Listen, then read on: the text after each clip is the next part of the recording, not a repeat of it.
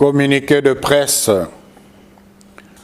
Démenti du secrétariat général de la SENCO sur la désinformation de M. Freddy Mulumba relative à l'attitude de l'Église catholique face au danger de la balkanisation de la RDC. Le secrétariat général de la SENCO a suivi avec indignation les propos du journaliste Freddy Mulumba, analyste politique et ancien DG de la RTNC, dans son interview à Africa Flash, ce jeudi 14 novembre 2024, publié dans YouTube, accusant l'Église catholique de jouer le jeu des étrangers qu'il appelle à d'autres occasions les impérialistes, en demeurant silencieuse face à la menace de la balkanisation de notre pays. Je le cite. L'Église catholique ne parle pas de la balkanisation. Ils sont ailleurs. Tout le temps, c'est critiquer Félix Tshisekedi, attaquer le pouvoir. Propos à peine croyables de la part d'un scientifique de son rang, s'il faut considérer son diplôme. Et ce n'est pas la première fois qu'il fait de telles déclarations. Considérant l'audition dont jouit ce journaliste perçu comme un des spécialistes de l'insécurité à l'est du pays, la SENCO ne peut pas laisser les milliers de compatriotes consommer cette désinformation alors que la vérité est à la portée de tout le monde. C'est ce que nous voulons démontrer maintenant.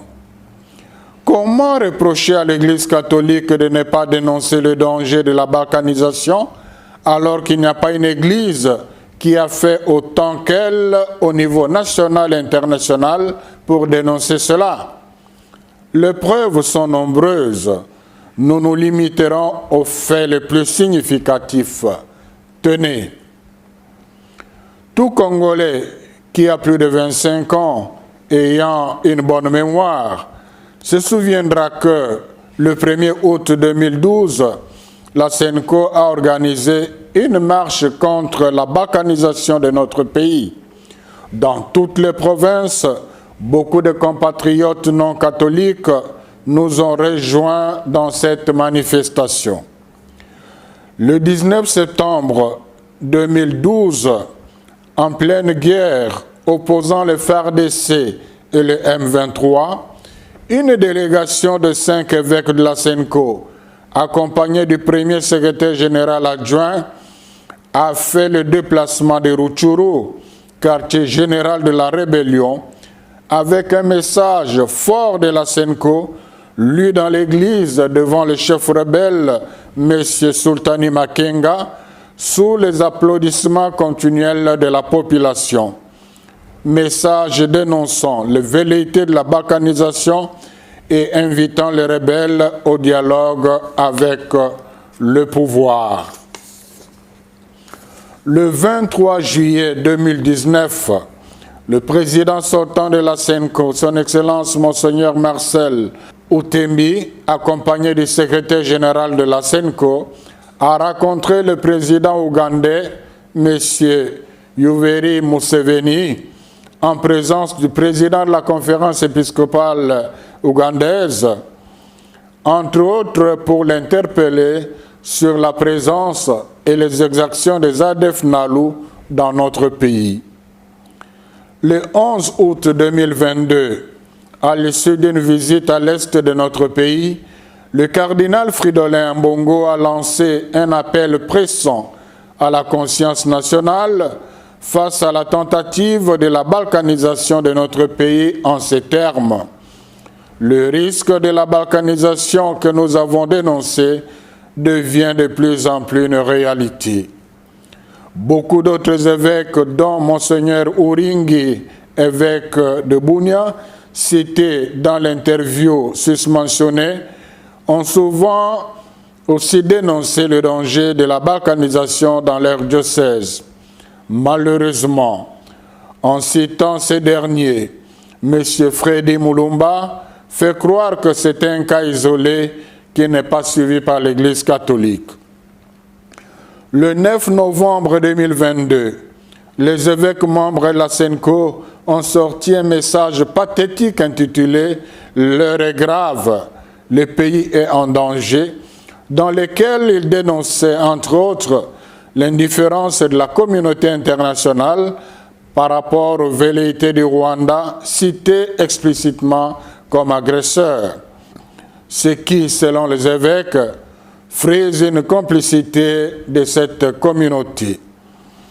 Le 4 décembre 2022, la SENCO a organisé pour la deuxième fois au niveau national une marche pour dénoncer la guerre à l'Est et dire non à la balkanisation. On retrouve la même dénonciation dans plusieurs autres messages de la SENCO dont notre brave journaliste ne se souvient malheureusement pas.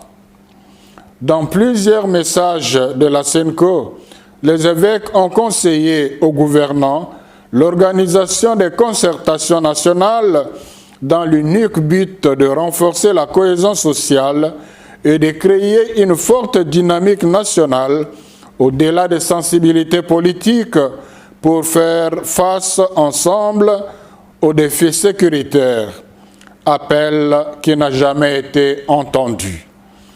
Au niveau international, la SENCO a organisé plusieurs missions de plaidoyer, entre autres au niveau de l'Union européenne et des États-Unis, parfois avec le concours du gouvernement, parfois accompagné de l'ECC, pour dénoncer l'agression rwandaise et les dangers de la balkanisation.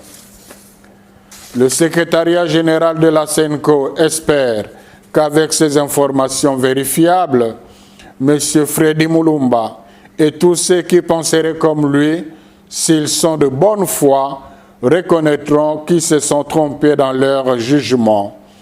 La SENCO joue un rôle d'avant-plan dans la dénonciation du danger de la balkanisation de notre pays.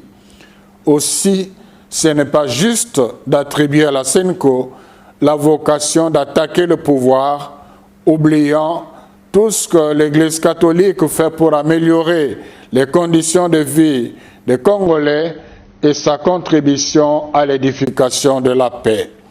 L'Église catholique a toujours été et sera du côté du peuple. Elle ne se taira jamais tant que le peuple